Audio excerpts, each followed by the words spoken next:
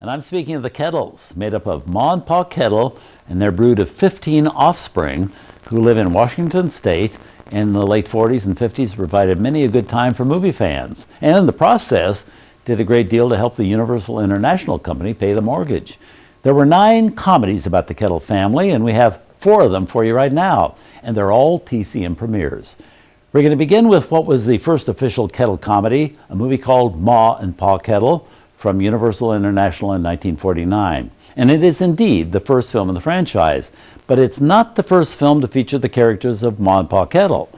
The Kettle family was actually introduced to movie fans first in a comedy from 1947 called The Egg and I, starring Claudette Colbert and Fred MacMurray, the two of them playing a married couple from the city who moved to the country for a more peaceful life, but end up in one comedic mishap after another. Many of the mishaps caused by their neighbors, Ma and Pa Kettle, is played by Marjorie and Percy Kilbride.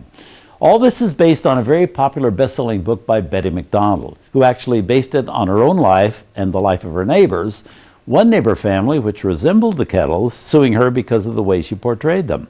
But while all that was going on, the characters of the Kettles, as played by Marjorie and Percy Kilbride, pretty much stole the show in The Egg and I, with Marjorie going on to earn an Academy Award nomination as Best Supporting Actress for her work in that film. But the Kettles struck such a chord with movie audiences, Universal decided to create a whole film series revolving around the family, and movie fans showed up in droves to see it. Couldn't have happened at a better time either for Universal International Studios, which was in financial straits. This very profitable series became a key component in keeping that studio afloat.